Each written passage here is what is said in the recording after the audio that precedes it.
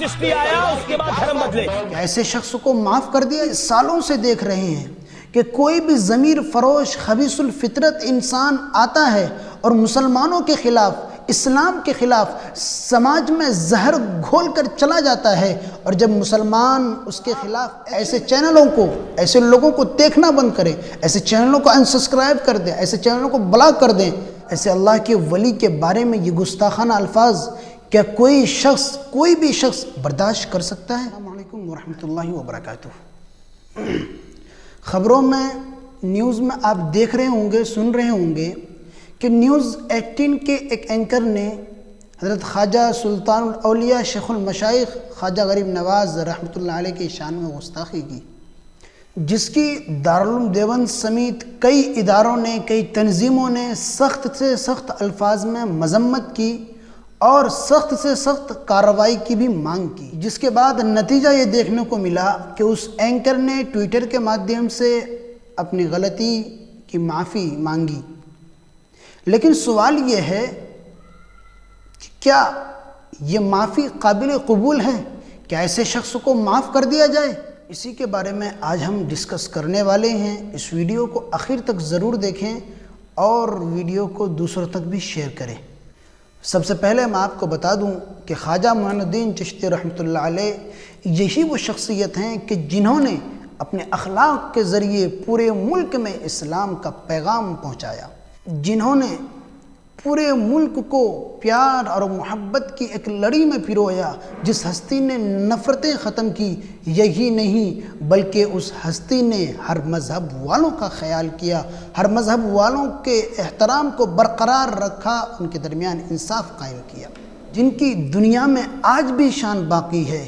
اس کی دلیل یہ ہے کہ آج ہر شخص، چاہے وہ کسی بھی فرقے سے تعلق رکھتا ہو، چاہے وہ کسی بھی دھرم سے، کسی بھی مذہب سے تعلق رکھتا ہو، ہر شخص ان کے آستانے کی، ان کے مزار کی قدر کرتا ہے، قدر کی نگاہوں سے دیکھتا ہے. ان کے مزار پر عقیدت اور محبت سے بھرپور ہو کر دوڑا چلا آتا ہے. یہ مزار پر، ان کے آستانے پر جانے کو اپنے لیے خوش نصیبی سمجھتا ہے، اور ان کے مزار پر جانے کے بعد وہ ان کے عقیدت اور محبت کے گن گانے لگتا ہے. یہ ہمارے خواجہ رحمۃ اللہ علیہ ہیں، جن کو سلطان الہند شیخ المشائخ کہا جاتا ہے. ایسی شخصیت، ایسی ذات، ایسے اللہ کے ولی کے بارے میں یہ گستاخانہ الفاظ کیا کوئی بھی شخص برداشت کر سکتا ہے؟ ہرگز نہیں.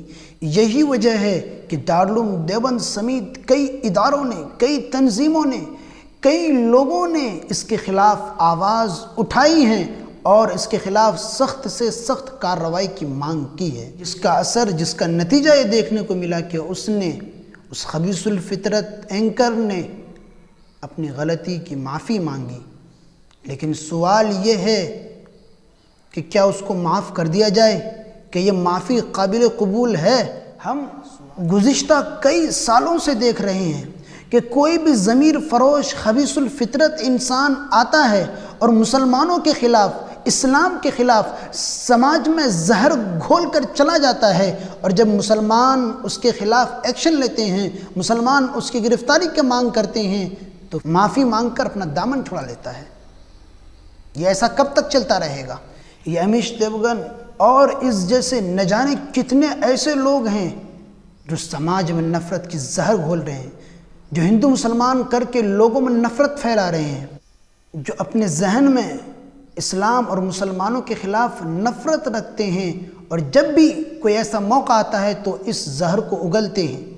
آپ نے دیکھا ہوگا یہ ایسے کرائے کے گنڈے ہیں، یہ ایسے لوگ ہیں جو چند پیسوں میں اپنے ضمیر کا سودا کر لیتے ہیں، جو جھوٹ بکتے ہیں، جو اسلام اور مسلمانوں کے خلاف لوگوں میں نفرتیں پھیلاتے ہیں، اسلام اور مسلمانوں کے خلاف وحشیانہ تبصرے کرتے ہیں.